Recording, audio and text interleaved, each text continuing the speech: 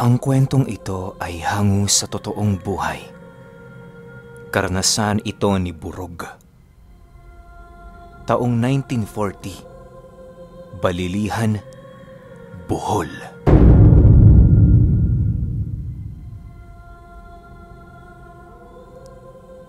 Itong mga panahong ito, nakatira sa malawak na patag na lugar ang pamilya ni Burog. Malapit lang sila noon sa isang talon, kaya na may hindi problema ang paliguan at kuhaan ng tubig. Bagaman malaki ang pamilyang kinakaaniban niya, hindi ito naging hadlang para malasap niya ang tunay na kasiyahan sa buhay. Kung iisipin, kuha na ni Burog ang lahat ng pagnanais ng isang normal na tao dahil sa kanyang amang napakaresponsable. Konting description lang sa bahay ni Burog. Dito kasi iikot ang ating kwento. Tipikal na bahay lamang ang meron sila. Nakaangat ang papag nito sa mismong lupa, gawa ng nagsisilbing kulungan ang ilalim para sa mga hayop nilang alaga. May 7 kambing na inaalagaan noon sila Burog, 2 manok, 3 kalabaw at 1 baka. Kapag nagigipit sila, isa sa mga yon ang nagiging sakripisyo para naman kahit papaano magkaroon sila ng daan para makaraos sa araw-araw. Sa loob naman ng bahay nila Burog, matatagpuan ng 3 kwarto. Isa sa kanyang mga magulang, isa sa kanila, at isa sa kanilang lolo. Maliit lang din ang sala, parang kusina nila. Walang palikuran dahil malapad naman ang kagubatan sa oras na tatawagin sila ng kalikasan. Sa likurang parte ng kanilang tahanan, matatagpuan mo ang isang mapunong lugar kung saan hindi gaanong napapasok ng liwanag ng araw. Napapaikutan naman ang kanilang bahay noon ng mga talahib at iba pang pananim kagaya ng mga mais, tubo at iba pa. Dahil sa balilihan sila nakatira, kaya na may napakaraming balili saan man siya tumingin sa lugar. Para sa mga hindi nakakaalam, ang balili ay isang uri ng damo na kung saan kinuha ang pangalan ng kanilang lugar. Sa pagsapit ng buwan ng Nobyembre, naging abala ang pamilya nila Burog. Hindi dahil sa kanilang negosyo, bagkus ay sa pagbisita nila sa yumao nilang lola. Halos taon-taon nila itong binibisita para naman kahit papaano maipakita nila dito na hindi nila yon nakakalimutan. Dahil sa nagkataon naman noong may sakit ang kanyang ina, kaya na may tanging si Burog lamang at ang kanyang lolo ang pumunta sa sementeryo. Di rin sila noon sinamahan ng kanyang mga nakatatandang kapatid, gawa ng meron din itong pupuntahan kasama ng kanilang mga barkada. Hindi naman maaaring papuntahin nila sa sementeryo ang kanilang lolo na mag-isa, kaya napilitan si Burog na sumama. Habang nasa kasagsagan sila ng paglalakad, nananatili namang tahimik ang dalawa. Maya-maya pa, marahan naman siyang nilapitan ng kanyang lolo habang nagtatanong ng, "Iho, akala ko may gagawin ka. Ba't ka sumama?" "Wala naman ho akong gagawin, lo. Tsaka, mas mabuti na lang itong sumama ako para naman kahit papaano, meron kang katuwang sa puntod ni Lola." Sagot naman dito ni Burog. Sa pagpapatuloy ng kanilang pag-uusap, labis-labis naman ang pagpapasalamat ng kanyang lolo, gawa ng ipinaparamdam pa rin ni Burog kahit papaano ang pagmamahal para sa kanya. Tanging sa kanya na lang kasi nito nararamdaman ang ganoong pakiramdam sa kadahilan ng halos ang karamihan sa mga kapatid ni Burog wala nang pakialam sa kanya. Inintindi naman yon ng kanyang lolo kahit papaano, gawa ng aminado din itong hindi naging mabuting padre de pamilya sa kanyang ama. Ilang minuto pa ang lumipas. Narating na nga nila ang sementeryo kung saan tumambad sa kanila ang mga taong nagninilay. Lahat ng mga ito ay merong daladalang mga pagkain at mga kandila habang nakatambay sa puntod ng mga mahal nila sa buhay. Sa pagdating nila sa pwesto ng puntod ng kanyang lola, tumambad sa kanila ang napakaraming damo sa buong paligid. Pagsilay doon ng kanyang lolo, halos maluha-luha ito sa kadahilan ng hindi ito sanay na makita sa ganoong estado ang puntod ng kanyang minamahal. Kahit napakatarik na noon ng araw, naging abala sila sa pagtatabas ng damo sa buong lugar. Matapos nilang maisagawa ang bagay na yon, bahagya muna silang nagpahinga sa ilalim ng lilim ng puno. Pagsilay niya noon sa kanyang lolo, napansin niya itong animoy tulala at hindi napapagod. Dala ng pagtataka noon ni Borog, marahan naman niya yung tinanong ukol sa kung anong nararamdaman nito. Labis kasi siyang nababahala roon, lalo pat matanda na ito at marami na yung iniindang karamdaman. Lo, ayos lang ho ba kayo? Magsabi lang ho kayo sa akin kung may nararamdaman kayong kakaiba. Wika ni Borog sa kanyang lolo. Nang marinig nito ang kanyang sinabi, bahagyang tumingin lang naman yun sa kanya habang nananatiling tahimik. Ilang minuto pa ang lumipas, bigla naman yung nagbigay abiso sa kanya ukol sa kinakailangan nilang gawin matapos nilang magpahinga. Borog, pwede bang umuwi ka muna mamayang 5:00? Sabihan mo ang tatay mo, mahuhuli tayo ng uwi. Palusutan mo na lang kung ano man ang maisip mong dahilan. Seryosong wika ng kanyang lolo. Matapos nitong makapagsalita, bahagya namang natigilan si Borog sa kadahilan ng ano ang gagawin nila sa sementeryo sa lalim ng gabi. Siyempre, bilang binatilyo, hindi niya maiwasang mabahala gawa ng marami siyang naririnig na usap-usapan ukol sa mga nilalang na naninirahan sa sementeryo. Iniiwasan niyang makita ang mga ito, kaya na may labis-labis ang kanyang takot nang malaman niya ang sinabi ng kanyang lolo. Bagaman nais niyang magreklamo sa nais mangyari nito, wala siyang magagawa kundi ang sumunod. Dahil sa ilang oras pa naman ang kanyang hihintayin bago umuwi, kung kaya't minabuti muna nilang mag-ikot-ikot sa buong lugar. Pagpatak ng 3:00 ng hapon, bumalik sila sa puntod ng kanyang lola. Doon pa simpleng kumuha ng isang kahoy ang kanyang lolo na parabang nais nitong buksan ng nicho. Sa labis na pagtataka noon ni Borog, minabuti niyang harangin ang nais nitong gawin. Lo, ano ho bang iniisip ninyo? Bakit niyo binubuksan yung nicho payapa namang nagpapahinga dyan si Lola? Umuwi na lang ho tayo, kesa naman makaistorbo pa tayo dito ng ibang tao. Halika na, Lo. Wika ni Borog.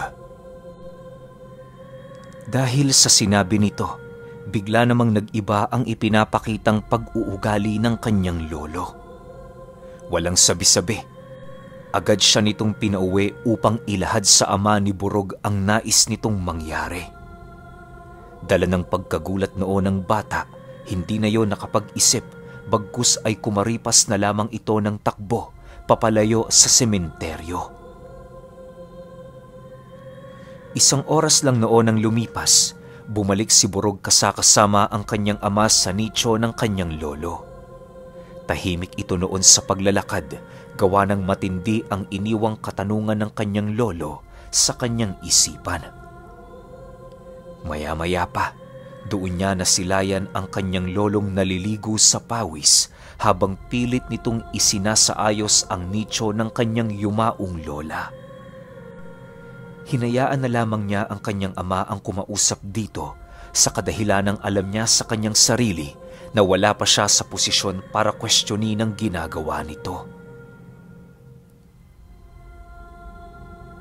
Bago sumapit ang takip silim, kasalukuyan na silang naglalakad pabalik ng kanilang tahanan. Walang imikan, lahat nakikiramdam. Sa pagdating nila sa kanilang tahanan, doon umamin ang lolo ni Burog tungkol sa ginawa nito. Pasensya na kayo, pero kailangan kong kuhain ng mana ko. Sa ngayon wala pa kayong ideya kung ano ito. Pero darating ang araw, malalaman nyo rin ang aking sinasabi. Nga pala Burog, pasensya ka na kung nasigawan kita kanina. Hindi ko yon sinasadya. Wika ng kanyang lolo sa harapan ng kanyang mga magulang at kapatid. Matapos nitong makapagsalita, agad naman yung pumasok sa silid. Hawak-hawak ang isang telang isinabay nila sa paglibing ng kanyang yumaong lola. Maging ang ama noon ni Burog ay walang ideya kung ano ang bagay na yon, gawa ng hindi nila maalala kung ano ang bagay na isinabay nito sa libing. Makalipas ang ilang araw, nananatiling hindi sila pinapansin ng matanda. Labis naman nila yung naiintindihan sa kadahilan ng bibihira lang sa kanilang magkaroon ng pagtatalo. Ninais din muna ng ama ni Burog na bigyan yon ng panahon para makapag-isip, nang sa gayoy maging malinaw ang kaisipan nito. Sa pagsapit ng Biyernes ng sumunod na linggo, kahit papaano, lumalabas na ng silid ang kanyang lolo. Ang labis lang na ipinagtaka doon ni Burog ay sa loob ng ilang araw, hindi niya yon nasilayang kumain. Kumbaga, nakakulong lang ito sa kanyang silid, naghihintay sa paglipas ng araw. Hindi niya din yon nasilayang lumabas, kaya na may sobra-sobra talagang nakakapagtaka ang ikinikilos nito. Dala ng kuryosidad ni Burog, nagpasya siyang kausapin ng masinsinan ang kanyang ama. Bagaman kapamilya nila ang kanyang lolo, hindi pa rin siya nagpakakampante sa kadahilanang ramdam na ramdam niya ang katangian ng kanyang lolong kanyang naihahambing sa katangian ng isang aswang. Mahirap mang paniwalaan pero yun talaga ang nararamdaman ni Burog. Bumabase kasi siya sa mga naririnig niyang istorya ukol sa pag-uugali ng ganoong uri ng nilalang. Kinagabihan noong mismong araw, silang dalawa lang ng kanyang ama ang nag-usap. Wala silang pinagsabihan na kahit sino na miyembro sa kanilang pamilya upang maiwasang magdulot yon ng pangamba. Habang nakaupo sila sa labas ng kanilang bahay, doon na sila mahinahong nag-usap ukol sa mga nararapat nilang gawin. Tay, sa tingin niyo ho, aswang na kaya si Lolo? Noong nakaraang araw po kasi, napapansin ko ang pagbabago ng kanyang pakikitungo sa atin. Kung ano man ang nangyayari sa kanya ngayon, nasisiguro kong meron tong kinalaman sa bagay na kinuha niya sa puntod ni Lola. Wika ni Burog. Nang marinig ito ng kanyang ama, nanatili lang naman yung tahimik habang mariing nag-iisip. Maya-maya pa, bigla naman yung tumingin sa kanya habang pabulong na nagwiwika ng, ganyan nga din ang iniisip ko. Alam mo kasi, yung lola mo, may mga usapan din yung kumakalat dito noong mga panahong nabubuhay pa siya. Hindi naman namin ito pinapansin dahil madali itong magalit kapag naririnig niyang siya ay pinag-uusapan namin. Ang lola mo din anak ang dahilan kung bakit iniwan ng mga kapatid ko ang iyong lolo sa ating puder. Wala naman yung kaso kasi kahit balik-balik ta rin man natin ang mundo, ama ko pa rin siya. Obligasyon kong siya ay pakainin at ingatan sa kanyang pagtanda. Payo ko lang anak, Iwasan mo muna si tatay. Hanggat hindi pa maliwanag sa atin ang lahat, iwasan mong siya ay kumprontahin. Matapos nitong makapagsalita, marahan naman siya nitong hinawakan sa ulo at binulungan na huwag mag-alala at pagdudahan ng maigi ang kanyang lolo. Ayon sa kanyang ama, na kahit maging aswang man ito, mananatili pa ring kadugo ang paningin nito sa kanila. Nasisiguro din niyang wala itong kakayahan upang sila ay kitila ng buhay.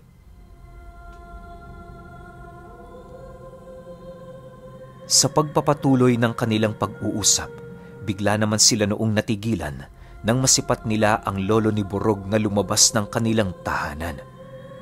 Pagsilay sa kanila nitong nakaupo sa gilid ng bahay, dali-dali naman yung lumapit habang nananatiling walang imik. Tay, kumusta na ho kayo? Bungad na tanong ng ama ni Burog. Ayos lang naman ako, anak. Kayo ba? Pasensya na pala ha. Napakapangit ng inasal ko sa inyo noong mga nakaraan. Pero ngayon huwag kayong mag-alala, anak. Panahon ko naman para bumawi sa inyo. Sagot naman ng lolo ni Burog. Nang marinig ito ng ama ni Burog, ginawa naman ito ang lahat ng kanyang makakayang pangungumbinsi upang hindi na ituloy ng kanyang lolo ang binabalak nito. Meron kasing bali-balita noon sa kanilang baryo ukol sa nakatira doong antingerong maninila ng mga aswang. Kung sakali mang totoong aswang ang lolo ni Burog, maaaring malagay yun sa panganib sa oras na malaman ng antingero ang totoo nitong pagkatao. Sa pagpapatuloy ng kanilang pag-uusap, pinakitaan naman sila ng kawalan ng interes na makinig ng matanda. Nang makahanap na ito ng pagkakataon na sila ay iwan, dali-dali din naman yung ginawa ng walang pagdadalawang isip. Pagkaalis nito sa kanilang harapan, marahan naman itong tinahak ang daan patungo sa kanilang baryo. Hindi na ito napigilan pa ng mag-ama sa kadahilan ng wala naman sila sa poder para hadlangan ang anumang nais nito. Halos segundo lang noon ang naging pagitan nang tuluyan yung maglaho na parang bula sa kanilang mga paningin. Gulat na gulat noon si Burog sa kadahilan ng papaanong naglaho lang ng basta-basta ang kanyang lolo na nasa harapan nila, gayong maigi nila yung pinagmamasdan. Animoy sa hindi malamang dahilan, nagkusa ang kadilimang ikubli ito upang madali yung makarating ng baryo. Ilang oras pa ang lumipas, nagpasya sila Burog na bumalik na sa loob ng kanilang bahay para magpahinga. Hindi pa man noon nakakatulog ng tuluyan si Burog. Nararamdaman niyang bumalik na ang kanyang lolo sa tahanan nila. Pagpasok nito sa loob ng kanilang tahanan, laking gulat na lamang ni Burog nang marinig niyang lumangit-ngit ang sahig nilang gawa sa kawayan. Animoy meron itong daladalang isang bagay na siyang naging sanhi para mas lalong bumigat ang timbang nito. Bagaman marahang gumagalaw noon ang kanyang lolo, hindi pa rin ito maipagkakaila ang ingay nitong nagagawa. Dala ng kuryosidad noon ni Burog, dahan-dahan niyang sinilip ang labas ng kanilang silid. Pagsilay niya sa sala, bigla namang nanlaki ang kanyang mga mata nang masipat niya yung merong daladalang isang dalaga na halos patay na kung sisipatin. Lupaypay ang buong katawan nito at dilat na dilat ang mga mata. Animoy wala yung kaluluwa sa kadahilan ng hindi na yon humihinga. Maya-maya pa, bigla namang lumabas ang ama ni Burog na mahinahong kinakausap ang kanyang lolo. Pabulong na sinasabihan ng kanyang ama na mali ang ginagawa nito, subalit sa kasamaang palad ay hindi yun nakinig. Matapos ang mabilisan nitong pag-uusap, pumasok sa loob ng silid ang kanyang lolo Daladala ang dalagang kinuha nito sa baryo. Wala namang nagawa noon ang ama ni Burog, kundi yon ay hayaan. Makalipas ang tagpong yon, doon na tuluyang kinabahan si Burog. Halos iwas na siya noon sa kanyang lolo, gawa ng labis ang kanyang takot na baka matulad din siya sa dalaga na nakita niyang bitbit nito. Kapag nagagawi din siya sa harapan ng silid ng kanyang lolo, nakakaamoy siya ng hanging animoy ng gagaling sa bulok na estero. Umaalingasaw sa maliit na silid nito ang kasukasukang amoy ng mga pinaghalong tuyong dugo at nabubulok na karne. Dahil sa ganong hangin na nananatili sa kanilang tahanan, kaya na may hindi maipagkakaila ng kanyang ama na dahil doon nagkakasakit ang iba pa niyang mga kapatid. Hindi naman nila noon kayang palayasin ang kanyang lolo, gawa ng kahit papaano, meron pa rin silang utang na loob dito. Sa pagkakatanda ni Burog, nagtagalang ganoong pangyayari sa kanilang bahay sa loob ng 1 buwan. 3 katao na din ang kanyang nasilayan na dinala nito sa loob ng kanilang bahay sa lalim ng gabi. Akala nila magpapatuloy ng mahabang panahon ang ganoong kaganapan tuwing gabi. Subalit, dumating ang panahon na natukoy na ng antingero sa baryo ang gumagawa ng krimen sa mga ordinaryong taong naninirahan sa kanilang lugar. Walang takot nitong kinumpronta ang tahanan nila Burog na siya namang dinipensahan ng kanyang ama. Marami din itong dahilan na inilahad sa antingero para lamang mapagtakpa ng kanyang lolo. Subalit, kahit anong gawin ng ama noon ni Burog, desidido pa rin ang antingero na paslangin ng demonyong nagtatago sa loob ng kanilang bahay.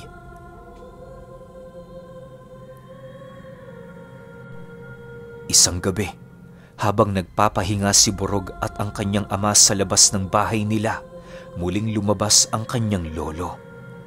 Marahan itong naglakad patungo sa baryo, ngunit hindi pa man yun nakakalayo, tinawag na ito ng kanyang ama. Tay! Saan ka na naman ba pupunta? Itigil mo na yung mga ginagawa mo. Hindi yan magdudulot ng maganda sa'yo. Sigaw ng ama ni Burog. Pagkarinig doon ng kanyang lolo, ngumisi lang naman ito habang nagpapalit ng anyo.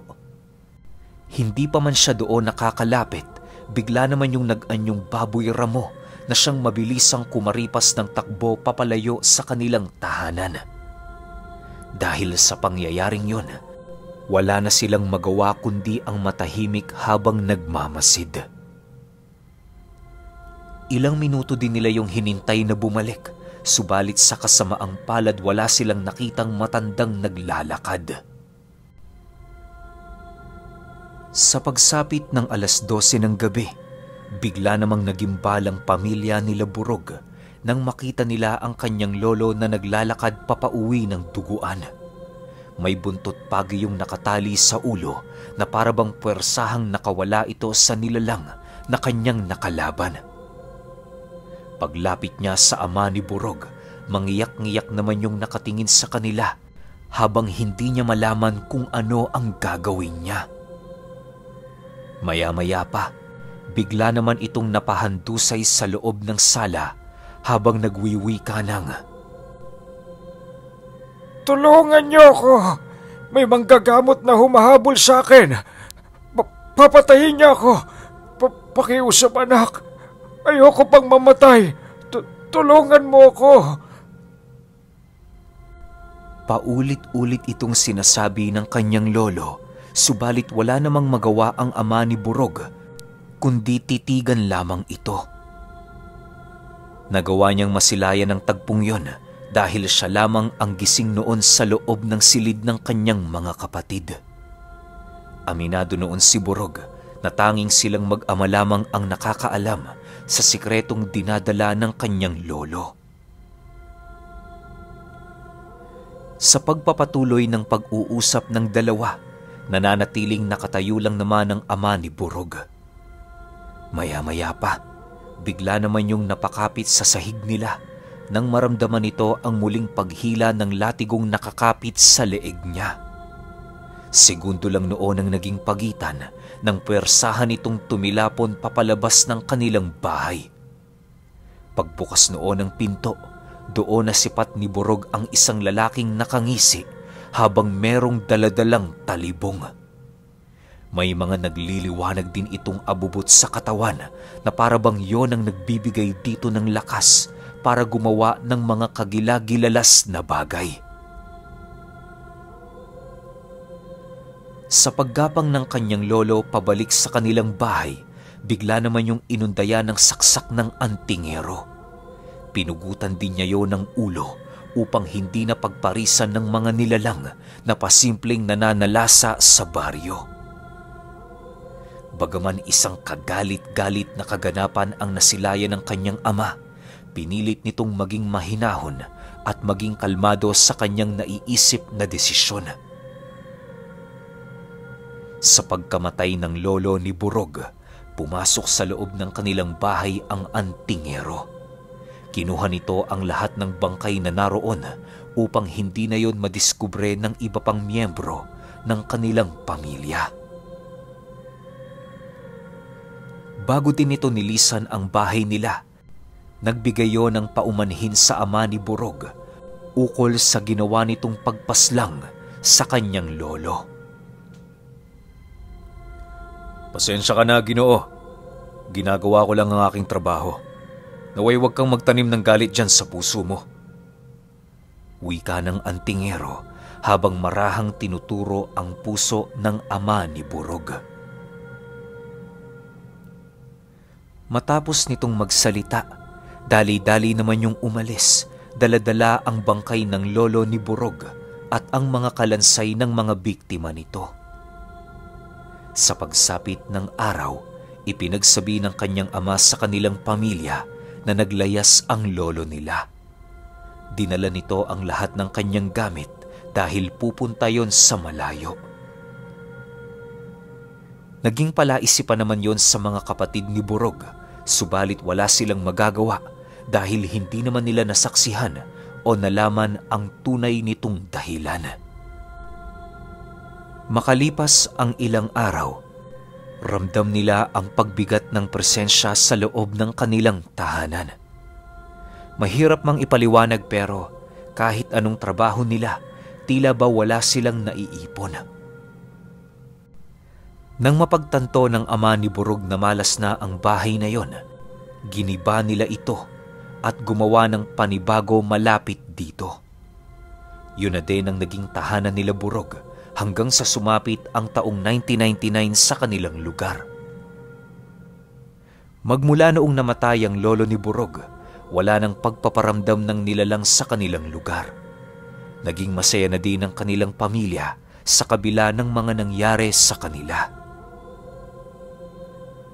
Pero alam nyo ba na hanggang sa pagtanda at sa pagkamatay ng ama ni Burog, wala siyang pinagsabihan ukol sa sikreto ng lolo ni Burog.